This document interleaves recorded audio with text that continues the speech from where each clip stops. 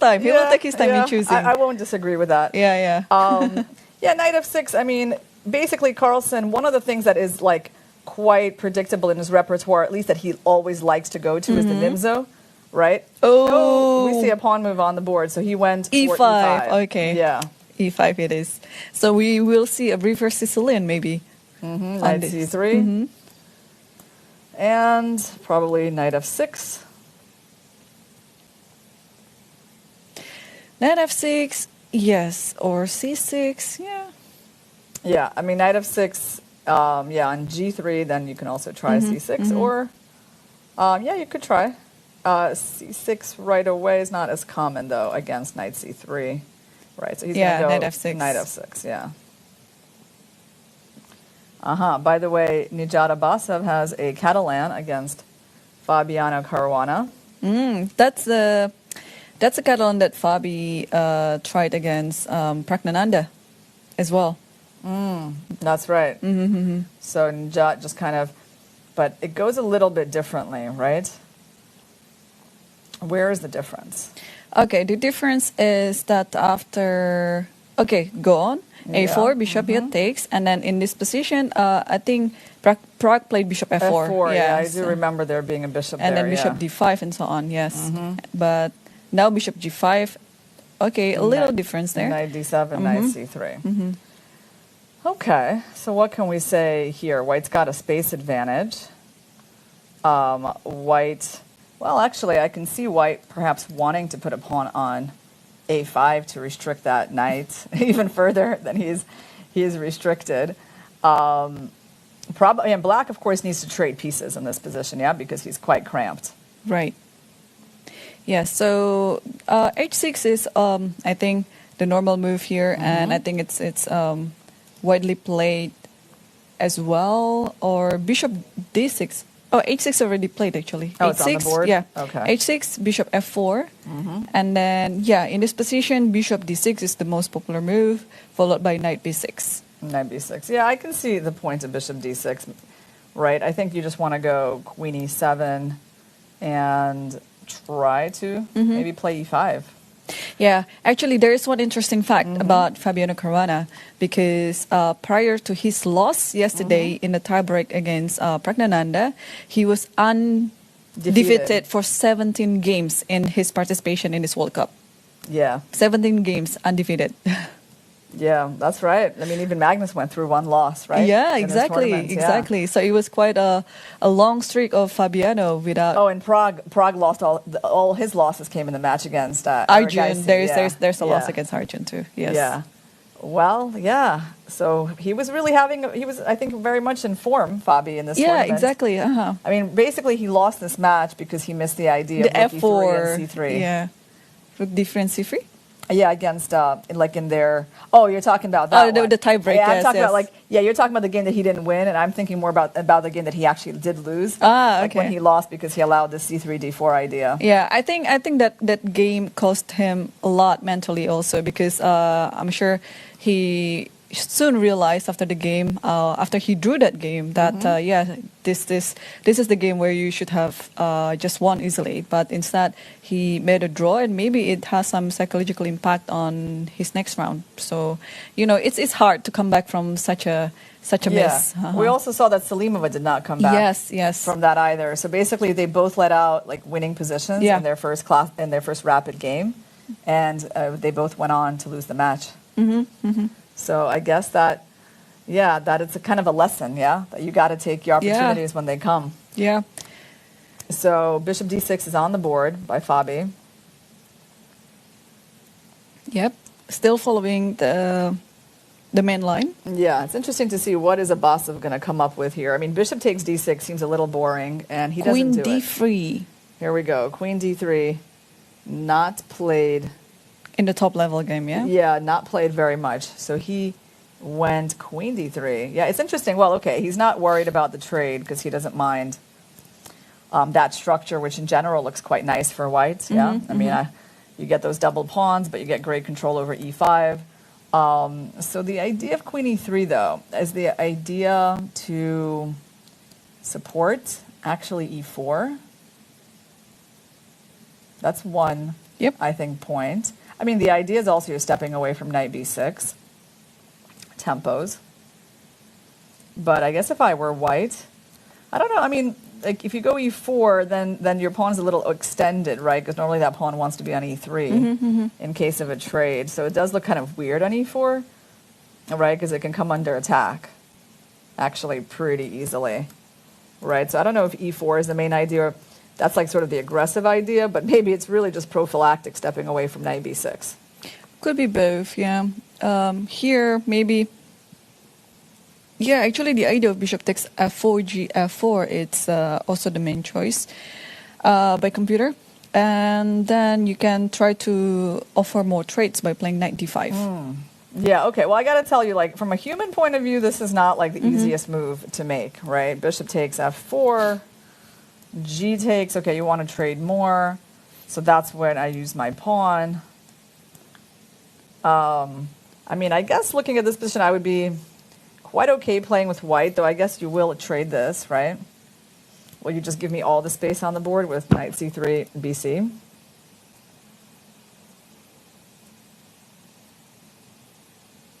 So let's say knight takes, pawn takes. Now, the thing is, like, every time this knight moves, we get more trades.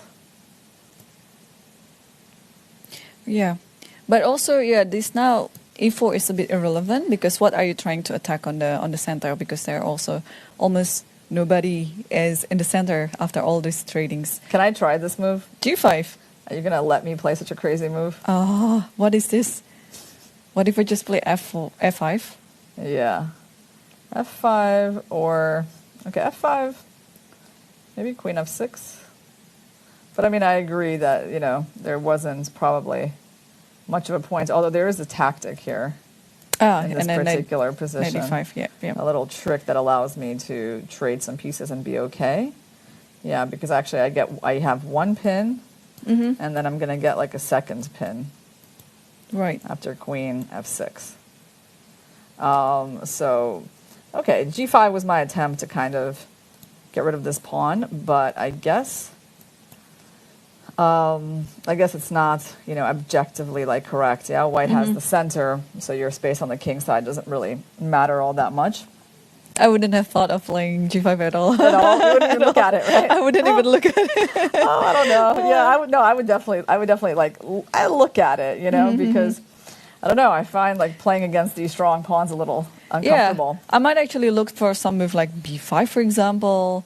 Yeah, because if you take, I'll just take it with the pawn, put the knight on b6, and then to c4 maybe. Just try to get some space like that. Yeah. Oh, b5. Yeah, you can just go bishop d5 and that's also can be an idea. And if you actually take my rook on a8, I can take it with the queen, and it is also pressure on the f3 knight. So yeah. I agree. Seeing this move, it looks a lot more normal, doesn't it? But also effective. But it's symmetrically, b5 and g5. It's just symmetrical. Yeah.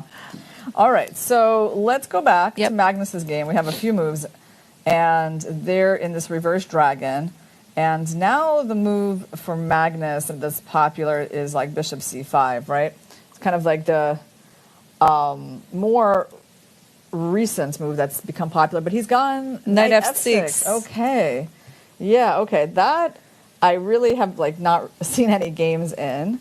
Compared to the other alternatives of knight b6 and bishop c5, like, wow, I barely see any games at the top level. Actually, Magnus has played it in 2020 against Ingduran. Oh, okay. Actually, yeah, that's right. No, I see it now. Barely any games, but those games have been by Magnus, a lot of them. Yeah, and against Nepomniachtchi as well. Yep, and he's been on the white side of this, I see, against Van Foreest. There's also been a game, Xiong Nakamura. Okay, so Naka has tried this. Yeah, but again, somehow I've missed that, compared to like the massive games that's in this move and Bishop c5. Bishop c5. Yeah. Like this one is really relatively rare. But, okay, first of all, do you want to comment on Carlsen's hair today? Because I know you like to make those observations. What do you think about it? I think he's getting exhausted and he has no time to do his hair. You think it was just figuring out what to play against the English that took up all his time? Yeah. Yeah. I feel like that often too. Like I just never, get time to do my hair before the game because it's like, I barely have time to like take a shower and get myself out the door to make it on time. Right. So 'cause I get a lot of comments about the hair, but yeah, definitely there's a time crunch, between the preparation and eating and shower.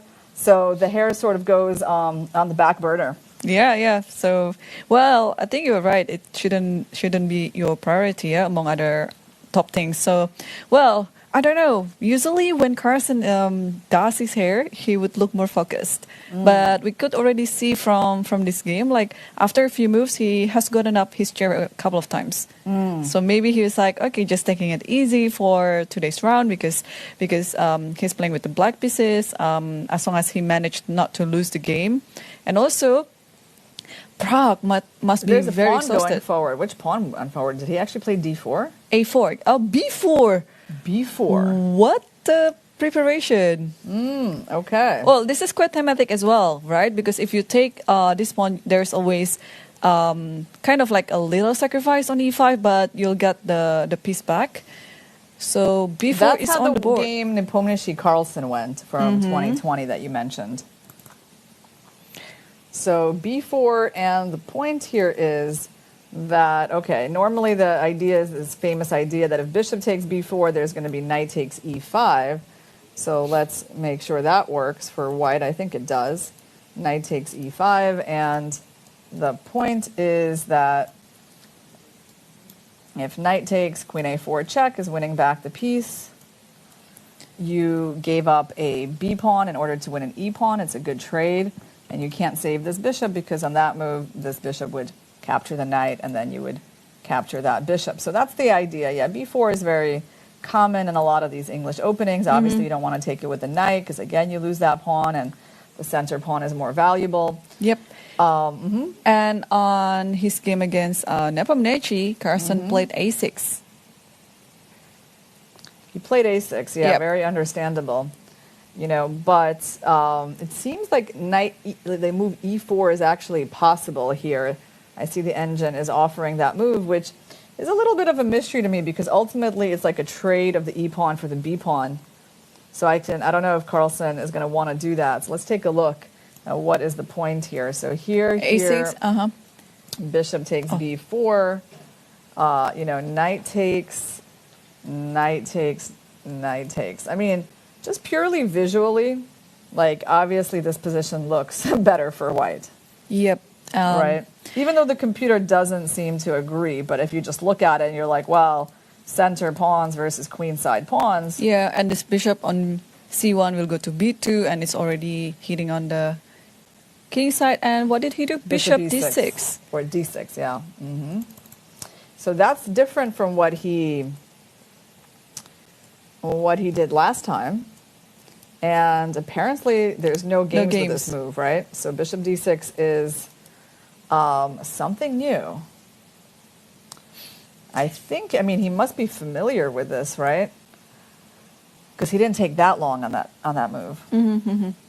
Yep. So, well, I think he must have done his work as well because he had played a couple of games on this variation. And now I think Praggnanandhaa is just trying to recall what he's already prepared. By the way, about preparation, I saw Praggnanandhaa second in the lobby waiting for Pragg to come downstairs and probably, have like last words before the game. And who's the second? Shyam Sundar. Okay. Another Indian grandmaster. Yeah, it's actually very common for many of their seconds. Many of the participants bring their seconds here, and I noticed since the very first day as well, they would sometimes wait outside the door of the playing hall before everyone comes in. Just maybe to have some last word or maybe some encouragement. Yeah. And all the best wishes before the game. So yeah, it's actually nice to have someone like that to accompany you throughout the tournament. It looks like Carlsen is here on his own in this tournament, right?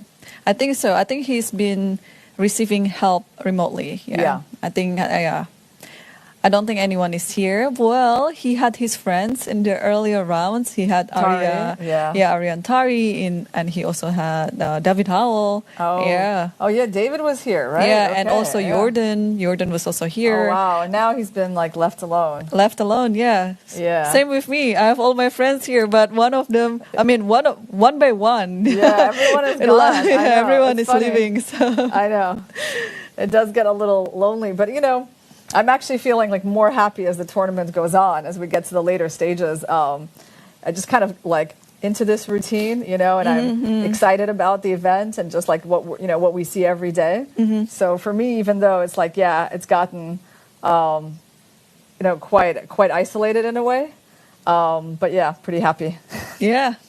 Well, you know who else is happy? It's Brock's mother. Yeah. So last night was quite a highlight of his mother. And she should be proud, Mrs. Nagalaxmi. By the way, in Indonesian, Naga means dragon.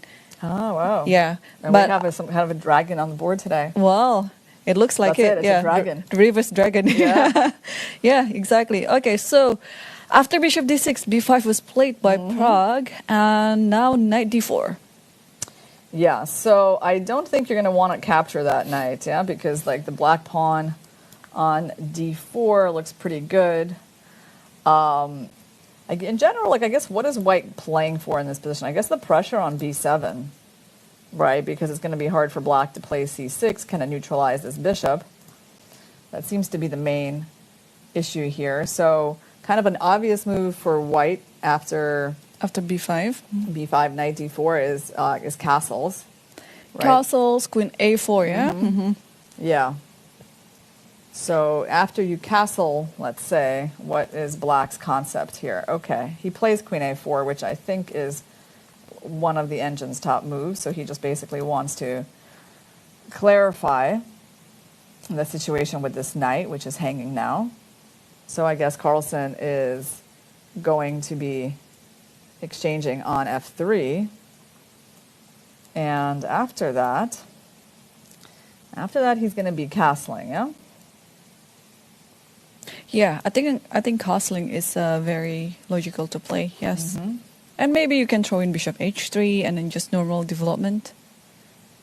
Well, the problem with the normal development is always this pawn, right? I think that's really the whole the whole idea. Yeah.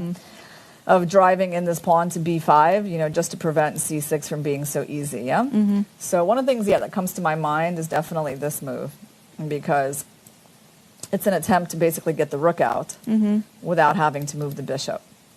Of course, I'm not threatening this yet, but... you just want to free yourself, Yeah, at some point, at some point I could be. Like, let's say, what do you do? Like d3, right. So now, do I have bishop here? I feel like... You also can play bishop d7. I like this move. Bishop d7. But okay, bishop d7. But then I take, you just take that. I take, and then I take with the queen. Yep. Yeah. Or, So how do we get ourselves unpinned here? Well, let's try this move, right? I mean, it just doesn't cost us anything to try. So then you take. That's the key. And the problem is if I take, you take, actually, there's no recapture of the bishop. Because there's queen h1 checkmate. Let's show it. Let's show it. Yeah, that's kind of a cool checkmate. We don't see that one too much. Yeah. So hold on. After bishop f1, then we can't take an a8. So I think you just have to take the bishop, and then you have an exchange sack. Yeah, but you have 2 extra pawns to compensate it, because you cannot take on b5 right now, and the next move you'll just take on a6. Yeah, you're going to play b takes a6 and get like a super strong passed pawn, right? And a pair of bishop, yeah. Sure. Yeah, and basically this position, we go in for that, and white has an extra pawn in this endgame. And just technically winning, yeah? So, okay, so bishop h2 doesn't work. So how are we going to get this this queen side developed?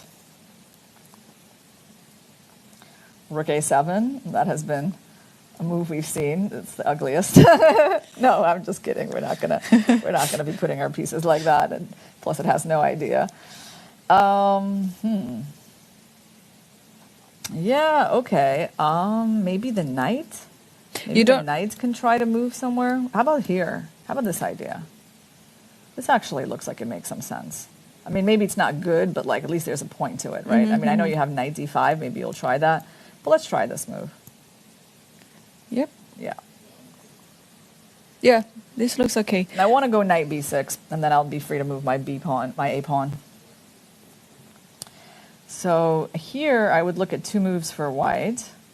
I would look at that, and I would look at that.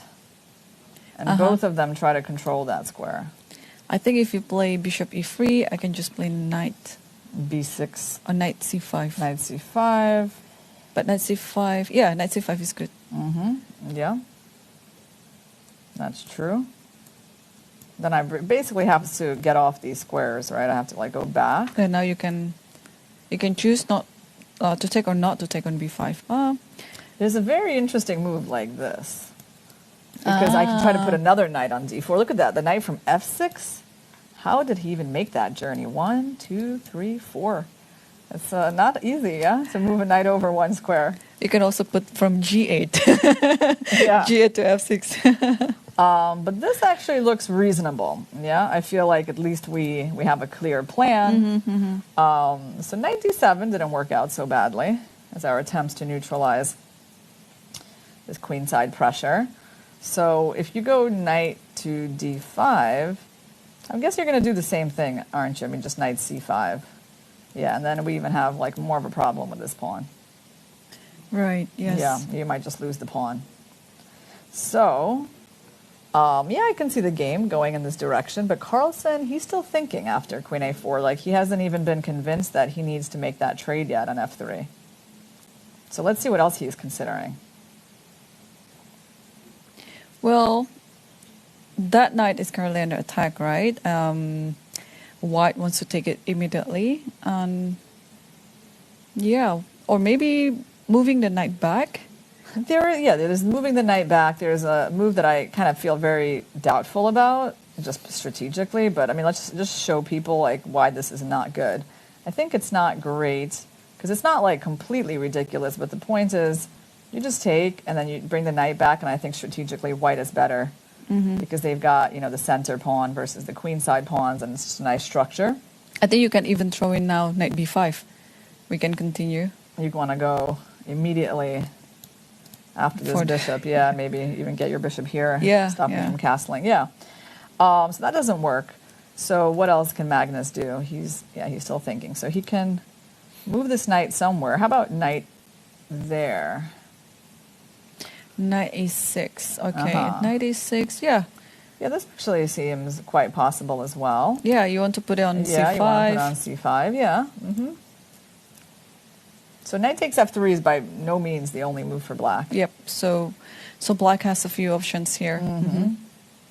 I mean, here he kind of keeps the knight blocking the bishop for now. Right.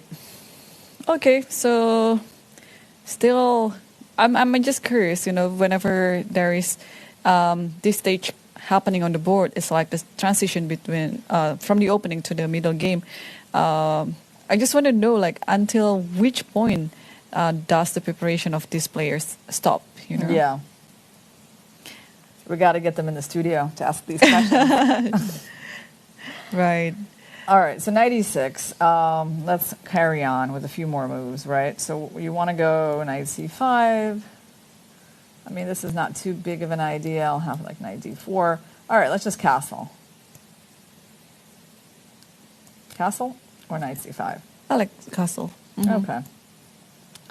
So now, I mean, bishop b2 is my most obvious. d3 as well. d3.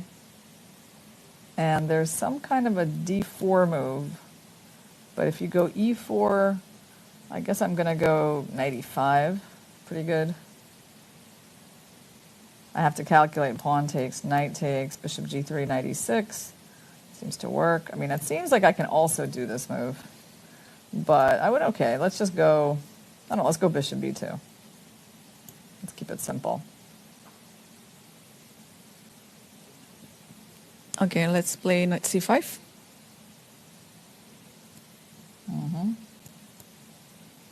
So knight c5, queen c2, right? Pretty much forced.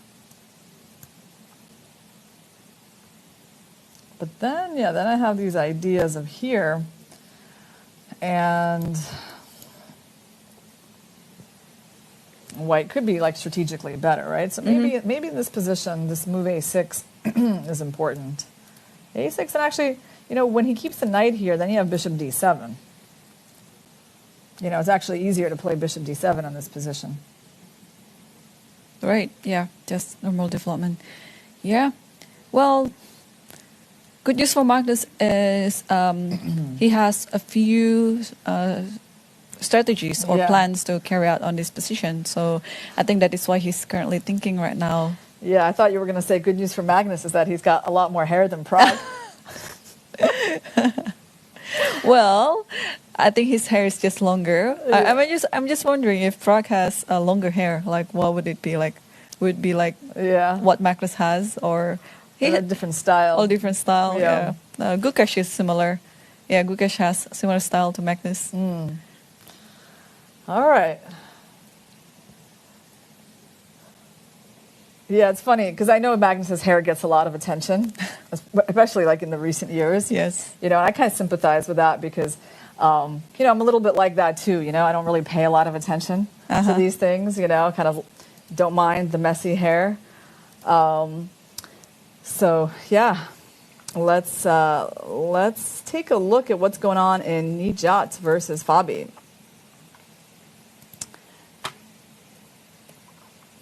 After queen d3, Fabi actually traded on f4, and then he went for a5. So I guess there's not going to be any b5 ideas in this line, because what did we look at? We looked at, we looked at this. Remember that? We looked at knight d5 here. e3, and then there was a trade, and then we were actually looking at b5 in this position. So he goes a5. Okay. King h1. Okay, he's going for this setup. Very solid. Yeah, bishop takes and c6. Yeah, it's a little bit passive, I would say. Solid but passive, yeah. Rook g1 and king h8. Yep. Well, this king h8 is rather thematic by Fabiano, of course, because sooner or later you might have to move your king to the side. And let's try to figure out, like, what is the plan for black here? Yeah, well, the plan for black is not to get mated on the g-file, I think, right? I mean, what plan can you have when you got no breaks anywhere? No breaks. Like, look, not a single one. You know, so I don't know. No, I mean, I know this is very thematic, taking and playing c6, like it's supposed to be solid, but it also feels like you lose, for black, some of the dynamic possibilities by playing like that. Maybe it's not such a big deal. So what can white do? White can obviously try to keep doubling, right? Rook g3. Black probably intends to put the rook on g8. In terms of this break, that's not dangerous because of e5. As one of the answers for black, I think. Reasonable. You know, normally you always think of the pawn having to be here, right? But I see there's a suggestion of like having the pawn there, which kind of makes sense now that you've traded the bishop and black doesn't have knight h5. Now you could try to go, you know, e5 and f5. That's an aggressive plan. I mean, that's probably the most aggressive option for Nijat. So now we might have to make a move like this because you're about to attack me anyway, and at least if you attack me, I go there and I stop you from going f5, right? So maybe the knight needs to be rerouted. Oh, but what did Nijat do? He went for e4. Immediately. Yeah, look at that. The most aggressive move. Well, I mean, I kind of like that, right? By the way, he has a lot more time than Fabi, although I don't think it really matters at move 18 where they are at, as Fabi has plenty of time. But Nijat is, I guess, more in his preparation. Right, yes. So, well, Nijat is still gaining his time. So, starting time was 1 hour and 30, and now he's still on it. And Fabi has spent roughly about 13 minutes. But yeah, he's still in the opening stage, and it's normal for white players to have their own preparation on the board because white decides the line, the opening. But yeah, so what do we do about this e4? I don't I really just like want to this say move. I don't like this position for black too much. Just in general, it feels like, okay, the outline is that white has the initiative. Okay, we can try this. And, you know, my first thought was, can I go e5 and like bishop e4, like after you play? But you might have like some sort of an f5. Maybe that's your point.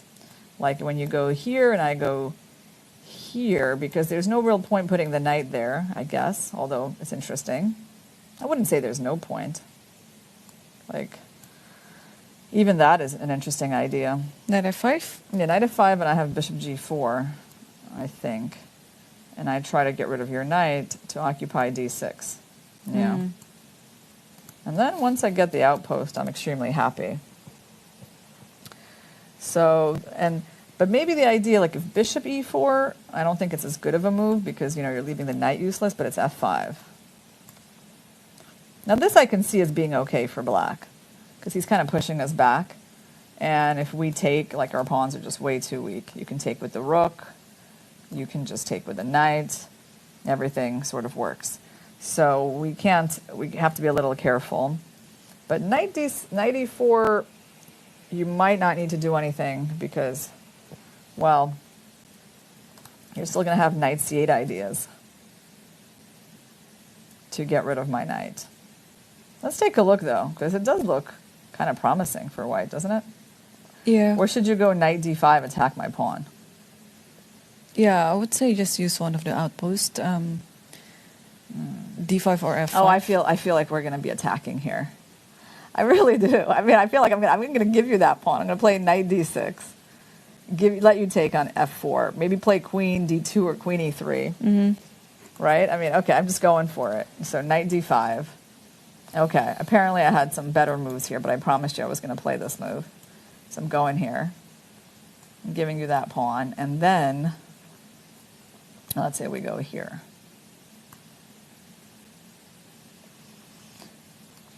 You don't have that because of rook g4. So the knight has to move. Yeah. If you go there, I don't know, I just keep coming in. So knight d5? Yeah. You know, like, okay, knight d5. Oh, maybe you can already take on g7. Oh, yeah, that's the plan. That's the plan. That's the point here. Yes. You know? Yes. Because you have bishop e4, yeah? Yeah, yeah. Well, you have to play g5, but, you know, I'm just saying to illustrate white's ideas. In this position, this was not a bad, like, line. Because, yes, you can still survive like that. You got to keep your knight here. And, I mean, it's interesting. And, yeah, and then I guess your knight can go back. It's a lot safer, actually, with the pawn on g5. Right, yeah. So maybe I don't have to do it like this. But, so the point of playing f5 is that when you take, I guess then I just go knight d6, and then I get that pawn back more easily, yeah? Like that. Yeah. Yeah, once the knight is on d6, it's just looking very good for white. Yeah, I mean, I have to say that this line is pretty beautiful, so we're going to have to show it. Nice. Yeah. Even the move like queen h3 will do as well. Let's go back move. Queen h3, because this is hard to defend, yeah? Yeah, and then you might sack on f5. You always have to sack on f5, yeah. Yeah, no, this is lost. Yeah, yeah. So, hold on. So what are we trying to say here? We're saying that we like Abasov's position. We like e4. e4 is an aggressive move. I actually feel like this is exactly what he needs to do against Fabi. He just needs to create some problems immediately. Okay, so but it doesn't really make sense to play knight g8 right now. Yeah. If you're going to play knight e7 and knight d5, you can just wait until white plays e5. But then I'm going to play f5 immediately. Yeah, so let's try to figure out how to deal with that. g6 is extremely ugly. No, if you have f5, I have knight e5, so you have to be careful. Ah, okay. So f5 is not an immediate threat right now. Okay. Yeah, good point. So you're saying like when my pawns get here, my queen is unprotected, so you have that move because there's a pin. Okay. But what to do? You can't even like move your queen anywhere, right? Because then you lose that idea. Well, let's just show the line. Like, I don't know, like queen c7, look why it's bad. And yeah, and then you just push through f5 and white has tons of initiative. So try... Let me try rook g8. Else. Rook g8. Rook g8. But then your knight can't go there, so I wonder where your knight goes. h7? It's D5? okay. I'll go d5. Okay. Let's think a little bit. Rook g8. I go here. You go here. Yeah. Kind of salivating over white's position there, you know, because I can play like knight takes, c takes, f5. I mean, you're going to rely on queen h4 somewhere. No, I think that's just it's overwhelming, you know, when my pawn starts coming in. Okay, but let's try it. So I went for this, and you go for that, and then we take, okay, like that, and like that, and like that. The problem is, once I realized that you couldn't even put your queen there, you know, maybe you can, maybe there's f2, but, you know, eventually I'll play rook g4 somewhere. I think the space is terrifying. Yeah, I agree. So, you know what I really don't like in chess? What? Giving up space. You know, that's why when I see this position for white, I'm on white's side. You know what I mean? And I have to say, remember, like when we were looking at this stuff, this position. First of all, I wasn't so sure, like, okay, about this trade, but all right, this I can sort of understand. But I really kind of like this knight d5 move. This concept of like trade pieces when you have less space, right? And then immediately, like after you trade more, right, then when you said b5, it was like, okay, yeah, I get that, because that's counterplay. You see? White is not having this luxury, right, of like the play on the g file here, you know, because they have to be, you know, somewhat concerned, I think, about what's going on the queen side. Right. Unless there's no tactic, by the way. We should try knight g5, yeah? But we didn't check that one. Yeah, knight g5, I think you just have to take it, yeah? Take it, and after bishop c6, what? Take an f4, sack the exchange? I don't know. Actually, we should have checked that one, right? That's a pretty big one. That's a pretty big one, because it could be bad. It could be bad for black, but this, we just don't have enough compensation at all. Like, I mean, because unfortunately you're taking everything. You can play. What's interesting is that maybe not everything, because if you take like that, maybe I can play queen f3 and like actually get a draw. Queen d1. Queen d1. I have to move. Then I have some ideas like that. It's very sharp, but yeah, like maybe that's why we're taking this way.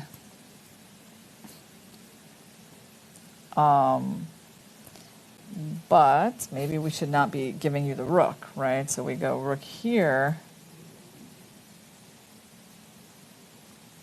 This is still protected. That's important. So if you take, I just take back. Also, there's knight e5 I can throw in.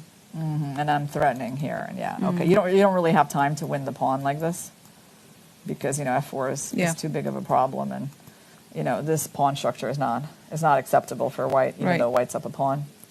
Yeah. So, yeah, that's what I would have liked more for Fabi. So this decision of like a5, yeah, it's definitely standard. Like, I mean, I've seen a lot of Catalan games like that. But it also feels like giving up the bishop like that and then just going in for this like solid but not very dynamic structure is kind of a concession. And Fabi just played queen e7. Queen e7, yeah. It's the type of waiting move that I was also thinking before, because putting the queen on c7 is a bit I would say counterintuitive because you still have to play around the king side. So queen e7, waiting for you to take action with e5 or f5. But now we lost the idea of knight e5, yeah? Yeah. And now what's going on after f5? You mean e5, right? Or you want to play f5? I want to play f5, and after you take, I'll just play e5. But I was going to play this. Then I start fighting you for these dark squares, right? Right. So e5 then f5. Probably e5, yeah. Let's go with that. Well, we can check that, but yeah. Yeah, you just play e5, right? In general, yeah, we have that answer. So okay, you're going to go e5. And now, where is this knight going? I mean, here for Abasov, it's not exactly a difficult moment, is it? Like, you know, he's going to play e5 pretty fast. It's his whole idea. And then we're going to have to see which way Fabi is going out of those 3 squares. Or, I don't know, there's 4. Knight e8 is like, knight e8, knight g8, I don't really get. I don't really get any of them. But, okay, let's look at knight d5. Yeah, knight d5 looks more natural. Yes, and I think his idea, could it be, that like, let's say if we trade f5, like again, f6, trying to undermine. Maybe that's not so terrible. Well, we can try it. So let's go knight d5. Wait, we don't have any, no, we don't have any rook takes g7 just yet. No. Yeah, the queen is not aiming to h6. Yep, so you were saying knight takes d5, Yeah. cd5, and then f5, yeah? f5, and then I was thinking maybe only f6 could be a problem.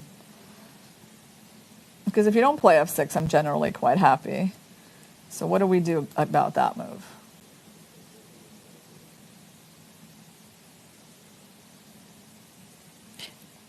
Is rook g8 the move? Just try to prepare it.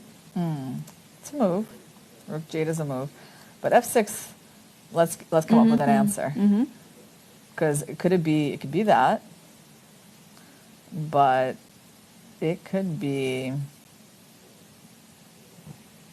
I mean, theoretically, it could be pawn takes pawn, queen takes.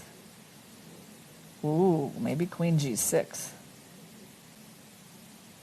That kind of looks like something. Yeah, it looks scary. So let's try it. f6. Yeah, f takes, queen takes, and queen g6. At first I was thinking bishop g4 to actually provoke you into this, and then go here and just use that square. But g5, yeah? Which is actually pretty good too. Yeah, g5. Okay. I'm going to start undermining you with f4, h3, I think. Right? I don't know. G5 is interesting, but I go here. And G4, I'm definitely kind of coming with h3. And if you play rook g8. Yeah, rook g8. You can play rook g8, and then can I just take and go? No. Where can I go queen h3? I feel like I have to use that idea. Oh, maybe right away. Maybe I can even take. And if you take, maybe queen h3. Because I just noticed that after queen h6, well, I thought I was going to take an f5. Queen h5, queen d7. You have a check. I block. I'm up a pawn. I thought that was pretty decent. This was my plan. It's not bad. Like, we are better here. But it wasn't... it was not the very best option, which apparently is this rook a3. Wow. Yeah. Right? Like from the side. Yeah. That's dramatic. Now, what's the idea of that? Is that you want to take the pawn and just go rook h3? Yep. And the idea is also that on g4, I have bishop takes g4. And also, if you're trying to protect f5, let's say you play rook a f8, looks very natural. You have bishop f7. Nice. Yeah. Yeah, and then you take with check, and then you win. Or even bishop e8. Does it work? I think it works. Yeah, bishop e8 and just get the knight, yeah? Yeah, like, let's show people this beautiful discovery. It's so nice, yeah, discovery. And the check, and the rook comes into the game with enormous power.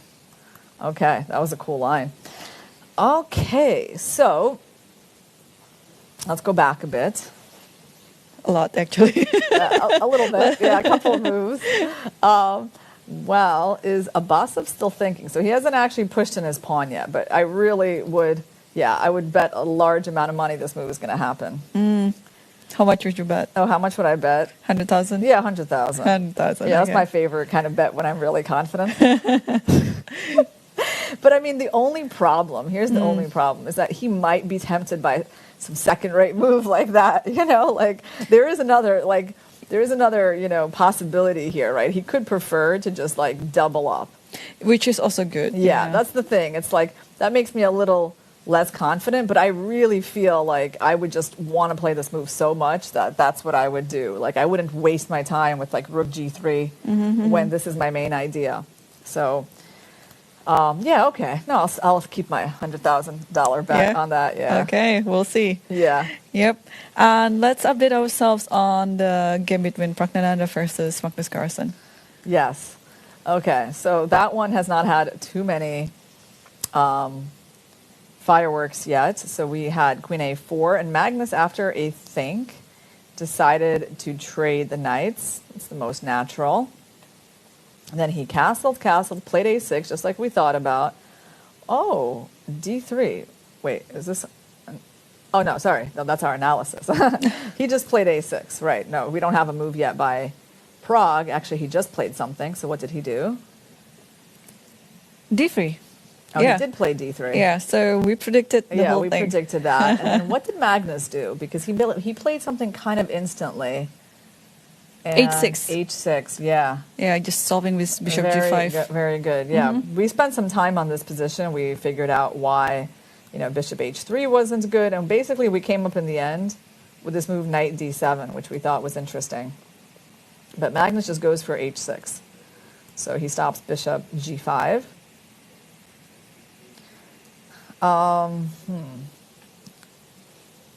So what's his long-term plan of getting out of this pin? That's what I want to know. Yeah, interesting. I think it would be depending on White's move first, but some bishop moves. You know what it might be? So like if you put the queen here to get ready to connect the rooks, right? Because obviously that's actually why he didn't do that, right? He couldn't go there because bishop g5, and then there's a problem. So that's what his move h6 is about. In general, bishop g5 was already a threat, so Magnus has played a very sensible move. So you want to go queen e7, and then you want to go bishop d7. So then when I take this, I mean, maybe he's planning to sack the two rooks for the queen. And he thinks that is like a good position for him. Let's just try. I'm curious to try it. Like, let's say... Yeah, let's do queen e7. let's say we just do nothing for white. I just want to play a couple of moves like this. Right? Just get into this position, like somehow like that. So this... I'm sorry, no, not like that. Like bishop takes g2, b7 here. So you actually can take these rooks. But I think the bishop gets trapped. Yeah, c6, yeah. That's the point. So it's not just, you have these two rooks that aren't doing much, but also this bishop might not be getting out.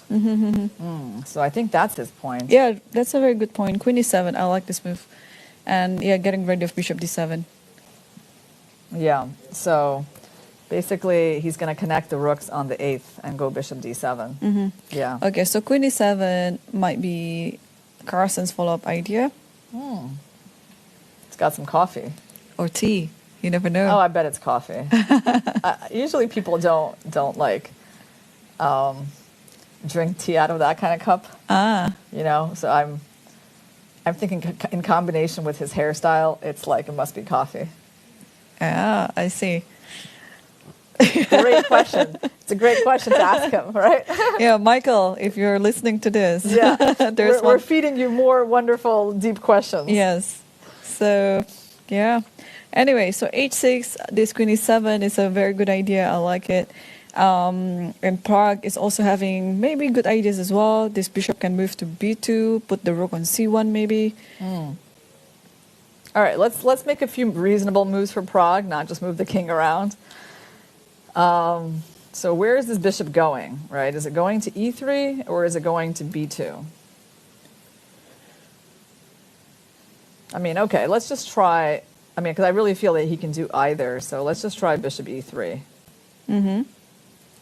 Queen e7. Yeah, so queen e7. At some points, this queen can move back, and this bishop actually gets caught in a little bit of a problem. But I don't know. Like if I go here, you can take, but then my knight comes in. Your bishop is not able to move. Like this position feels like it could be better for white, actually.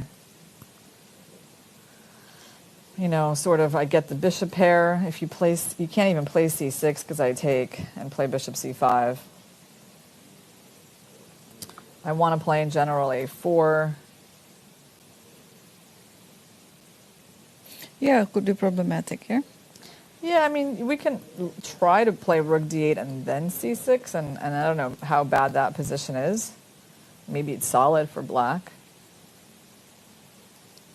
But still white has the bishop pair. Uh-huh. I would still prefer white. So I think Prague has a big choice here, like which way for this bishop to go. And can we show bishop b2 as well? Yeah, let's go bishop b2. Well, you know, Magnus can always go back to the idea that we had mentioned earlier, knight d7. Like, what if he goes... What if he goes now, yeah? Knight d7, so if I go queen c2... Okay, we're not going to take. We're going to leave that tension. Maybe we should go for this. Protecting the pawn, by the way. Mm-hmm.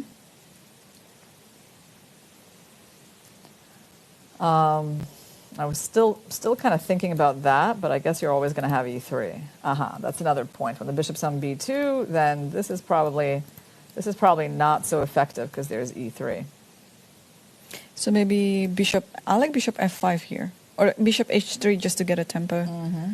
Bishop h3 and then move yeah, so like, okay, let me just play some sort of, well, if I go a4, maybe I'm weakening b3. So maybe I should move my rook, yeah, like somewhere here. Okay, so I don't have bishop h3 as a tempo anymore, then Yeah. I can play bishop f5 here.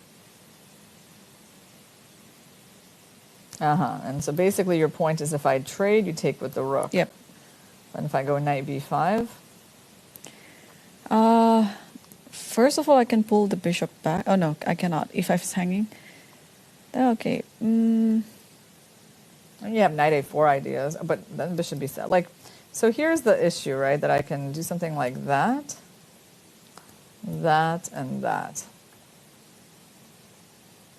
So is this a problem, though?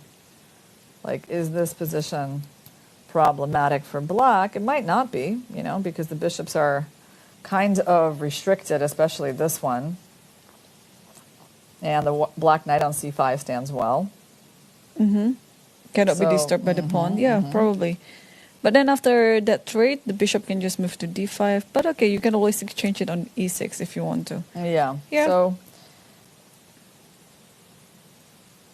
knight d7. Okay, so like, do we have other ideas other than knight d7 here? Can we try queen e7 again and see how that works out? So bishop d7 is next. So let's just show this line. Like if you go rook c1, bishop d7, I want to take on b5, and the key line is bishop takes, pawn takes. And then if you sack your queen for the two rooks, again, this position seems to in general just be quite okay for black. I don't know if we should go c6.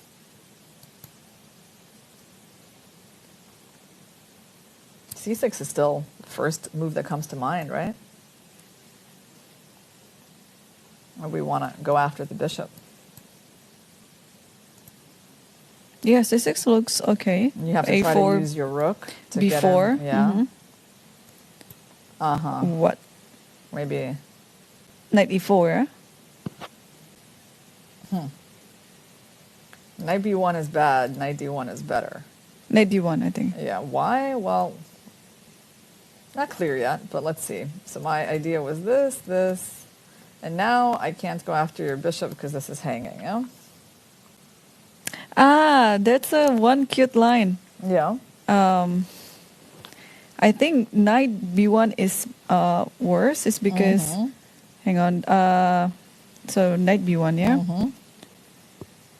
I was thinking that maybe you can just play queen e6 with the idea queen h3, knight g4.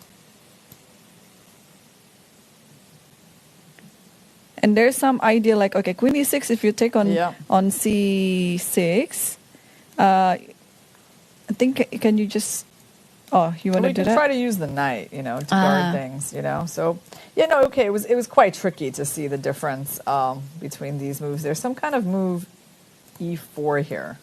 Nice. But I think it's just in general that, like white's pieces are not really that well coordinated here, and somehow the queen and these pieces are ready to cooperate well with each other.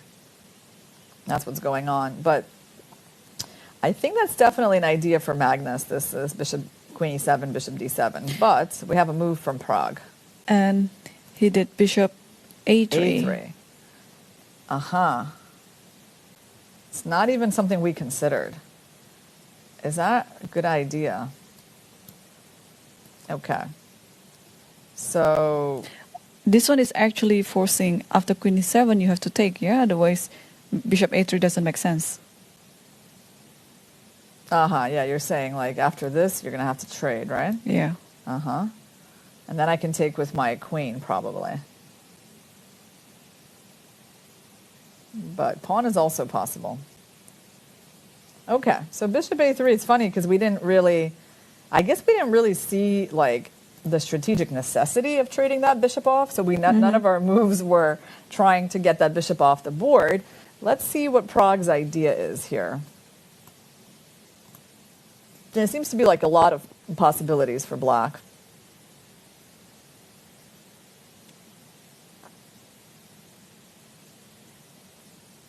But basically, you can never really go for bishop h3 just yet, right? Or let's look at that, because we tried that earlier, it didn't work so well.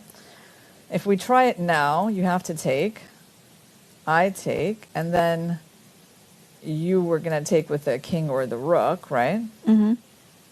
And you're threatening my rook and you're threatening that.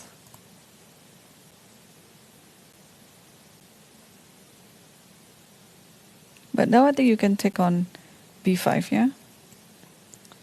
So how is that working? Like here, somehow, because I remember when we saw this position, there was a rook on a1 and the bishop was there and we were just winning that pawn.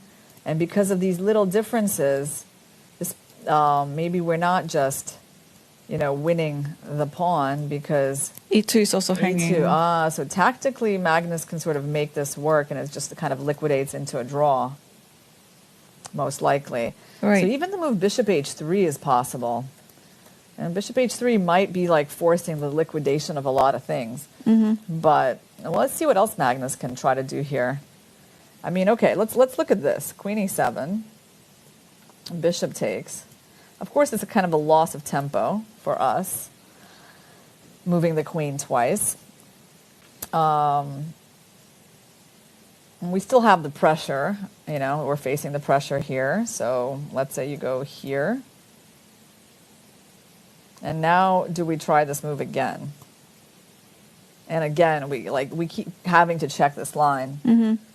But all of them, every time white sacks the queen for the two rooks, it seems to be pretty decent for black. Right now we're threatening queen b8. Yeah, I don't think white will be voluntarily going to this line, trading the queen against two rooks like that, because also the position is not certain for white. It was a pretty crazy position, though, you have to say. Probably this is a better version for white than all the ones that we looked at without the dark squared bishops on the board. If you look at this, it's not easy, I think, for a human to make sense of this position, because the 8, if you leave, look at this line, right? You leave the 8. you leave the A pawn on the board. I mean, who knows? Supported by the rook. But I guess the B pawn is pretty strong as well. Mm-hmm. I mean, that would be a big mess for both of them to try to evaluate. Do you think they'll play some complicated game? I don't know. They will play a very clear game, a very equalition, and just liquidate everything? Well, I feel like Magnus probably feels like there's room, you know, in this position to try to create something, right? They're definitely like they've been on their own for probably a few moves at least. And does he just want it to be like a quiet game and a draw with the black pieces? I mean, probably not a scenario that he is against, but I feel like he's probably going to see if this position gives him some room to outplay white. Right. So we are going to take our first break, guys. Yep. Definitely both games are really tense so far. I don't think anything has been clarified in either Magnus's game with Prague or Fabi's game with Abasov. In fact, Abasov, I just lost $100,000 on that. He didn't play E5. He didn't play E5. It seems so simple. Okay. Yeah, but we'll come back to that game after this break. But don't go anywhere, because during the break, we will show you the recap video of the Women's World Cup. So stay tuned.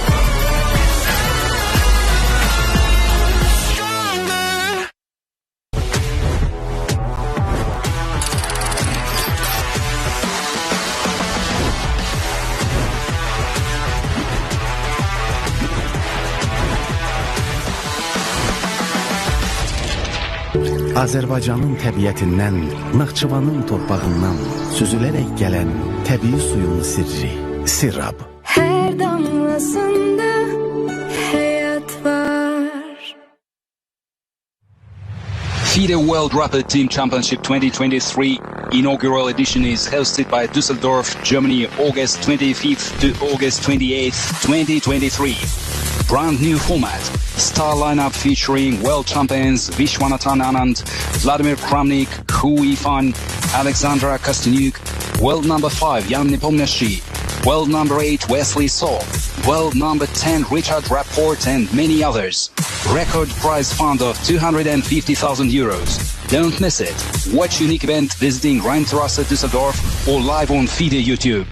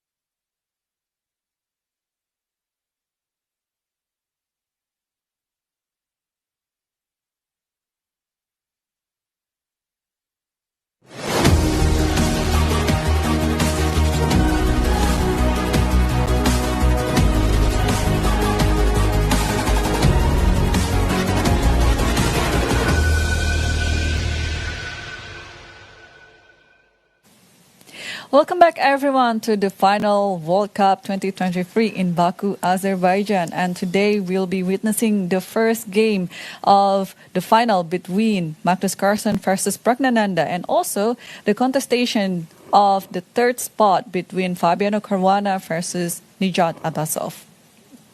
Irina, so we have a few more moves in the game between Fabiano and Abasov, because in the game between Praggnanandhaa and Carlsen, I think Carlsen is still thinking after the move of Bishop A3, Yeah, I had time to have my lunch while he's been thinking. Okay, so let's get into the game between Abasov and Caruana. So he actually, you know what's funny, is I knew there was a chance I would lose my money because there was this Rook G3 move, right? That I was like, well, he might actually think that's reasonable, you know, and that's the one he went for, right? So this was our big conversation, guys. Would Abasov, you know, just go E5? And E5 was just, you know, very direct. Yep. But okay, Rook G3, he's doubling. It's very understandable as well. What is the difference, though? So Rook D8. Okay. Rook G1, Rook G8, and E5.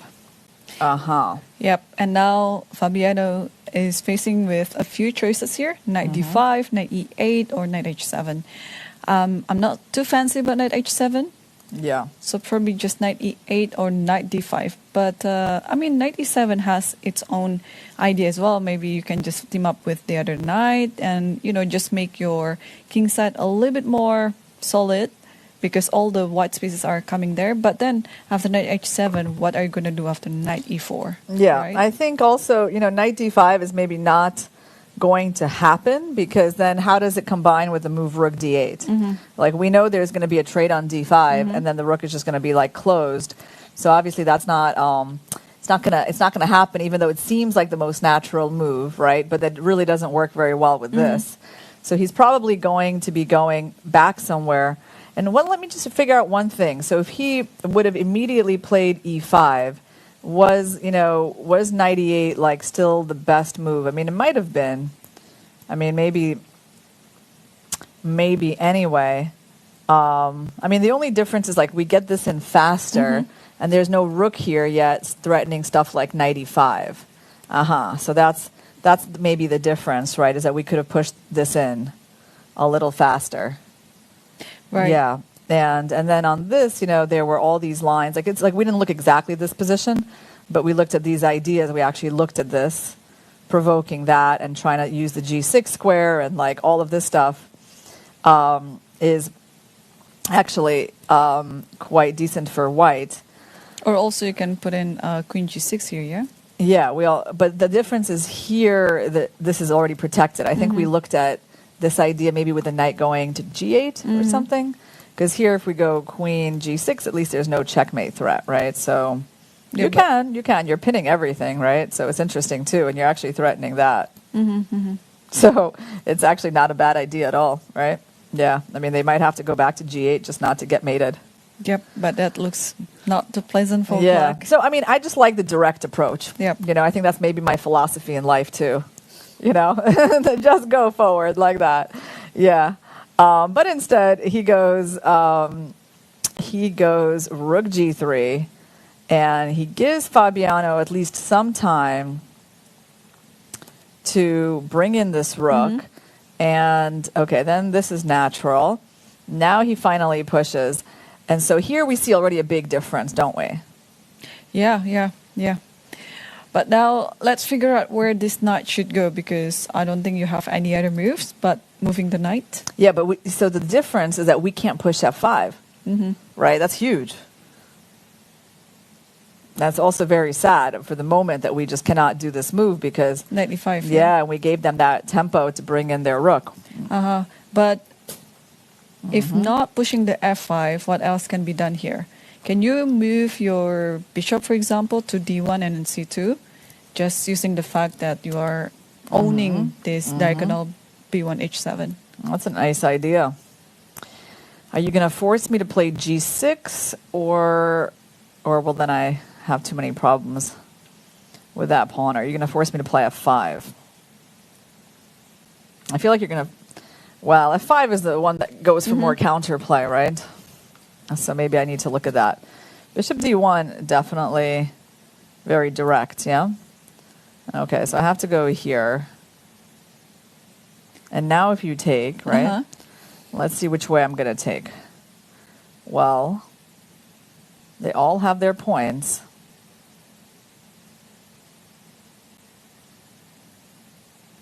Maybe just knight e. Yeah. Yeah, that looks good. Yeah, just not come back to f6, and you can possibly put it on d5 later on or something.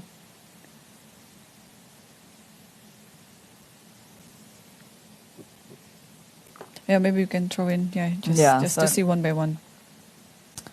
So which knight do you want to take with? The e. The e knight, yeah. The e knight, and on bishop c2. Do we have any threats? We don't, right? We don't really at the moment. We don't have a threat, but what are you doing with this knight?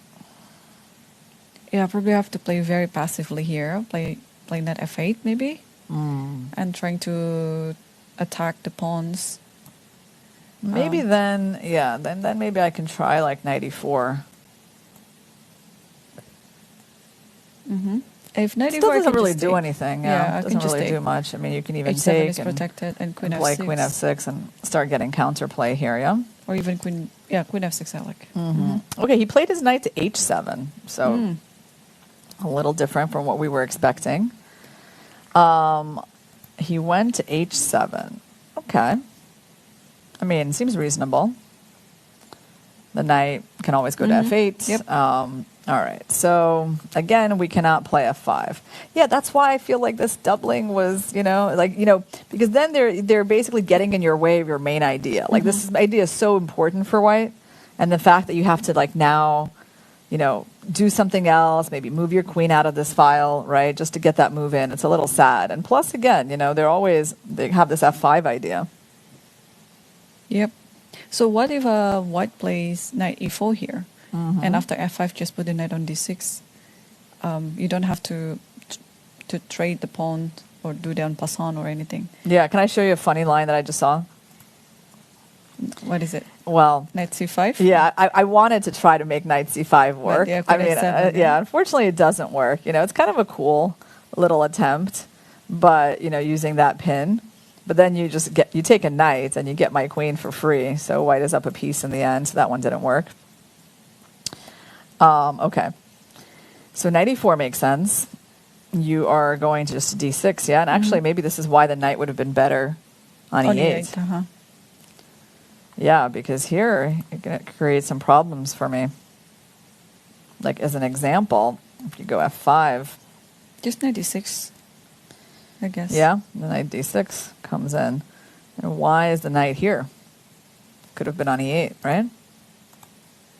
Strange. And also, isn't that like a cool idea? Smothered meat. So is g5 a move here? Just trying to be, just try to solve this g7 problem. What if you go, you said g5? Probably I still go bishop h5. Then rook f8, df8.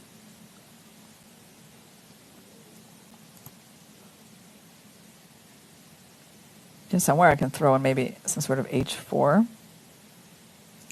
Hang on, h4? Yeah, here, and here. g4. Then you have g4, and I don't have time for f3. Yeah, This queen hangs, h4. yeah. All right, g5. Let me think about that. Because you know what I was going to think about? I wanted to know the evaluation of this rook sacrifice. I wanted to know, like, if I give up the rook for the knight and pawn, like, what's that? So that was my kind of question. But your question is also very interesting. So g5. Okay, I kind of like bishop h5. And then you go rook here to stop knight f7.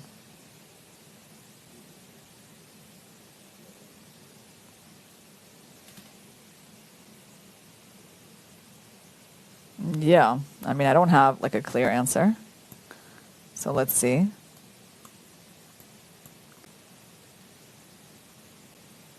But also, black doesn't know the next move, you know? Like, yeah, there's no threat. there's no threat yet. Maybe you can just simply play f3 just to prepare off g4. Just F3, yeah? Because, yeah, gf is still not an idea because knight f7 is there. Yeah. Some ideas like that, yeah? Or even like move the queen to b3 because really there is no idea here. Yeah, black is kind of tied down, yeah? So especially with this knight that can't move. And if you go here, just attacking the pawn, and I just go b6, I mean, do we just like keep attacking all your pawns? Yeah, like we might just be like attacking you on the queen side because you're not threatening anything, yeah? Because you can't take this pawn, guys, because knight f7 is a problem. So Fabi is kind of suffering right now. His position is not very good. Yeah. Well, he went for a pretty passive position, you know, and even if Najat is not playing it necessarily, I mean, in the most incisive way, he still has the initiative. Right. And I do like this knight e4 move. So we just tried f5, yeah?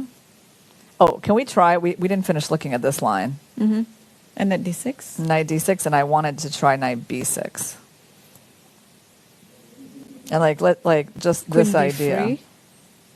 I have queen b3, yeah? Yeah. But in general...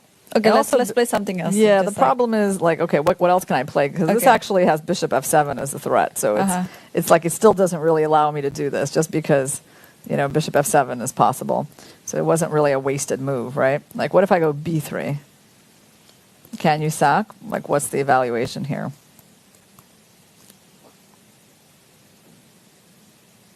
I mean, it's interesting, right? I mean, I can definitely see some potential for black. I don't think it's the worst position I've ever seen. You know, you might have to, like, do some ideas like that. But, yeah, I mean, that exchange sack is always very thematic. Of course, you know, even more thematic could be just offering the knight a simple trade and getting him out of there without sacrificing any material. Yeah. Yeah. So definitely after knight d6, knight b6, white can just play bishop h5. Yeah, that's a very good idea. So maybe instead of f5, you go here right away. So if I go here, you go knight c8. But now we have this tough. We have that, and we can try to get the knight in. Now, what happens on g6? Is there queen b3? I think there is. G6. Oh, just, queen b3. Yeah, you agree? Yeah, it's queen b3. And, yeah, that's looking powerful. So then you might have to sack, actually. And we might see that on the board. I mean, here white is better. Black is only a pawn for the exchange, and curly not enough. Yeah, the knights are not too impressive, right? There's one line that after knight after knight e4, can we play c5? Okay, c5. Okay, so my first question would probably be knight d6. I just continue on. Right? Yeah. What happens on knight d6? Yeah, it feels problematic. Yeah, and also this is starting to hang. Yeah, all the white spaces are... Yeah, because perfect. I could actually just go for material. Be up a pawn. Good position. No, I don't like, obviously, black's position. I've been making that clear for a while. Ever since I saw white play the move e4, I have definitely been enthusiastic about white's chances here. And the only thing is, like, rook g3 felt a little bit slow to me, but still, I'm not, maybe the move knight h7, you see, by Fabi, is enough of an inaccuracy that it kind of compensates for the rook g3 inaccuracy by white. Yeah, I think so too. And this position is definitely looking better for Nijat. Meanwhile, we have a few more moves after, or actually one move after bishop a3. Carlsen chose this idea that we didn't talk about. It's rook b8. Okay. So let's take a look on that one. Rook b8. Yes. So after a3, he thought for a long time, right? Sorry, after bishop a3, he thought for a long time. And he played rook b8. Surprising. For sure. He is getting the rook out of the pin. But let's try to understand his point. Because, my first question is what happens on that?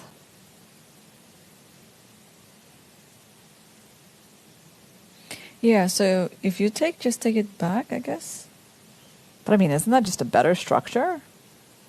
Like, how can that be what Carlsen is going for? Like, if he's just going for pawn takes, I would be, I would be surprised, but I would definitely be surprised. But is there maybe there is some sort of tricky idea involved here? Like, maybe there's a bishop d7 move? Like, just creating tactical problems here? Like, that I could sort of see. Like the only thing I can see with this move is there must be some tactical point, because I don't know, I just don't see him wanting to play the structure. So there must be something like ba6, bishop d7, attacking the queen, and then of course if the queen moves back, then you take an a6.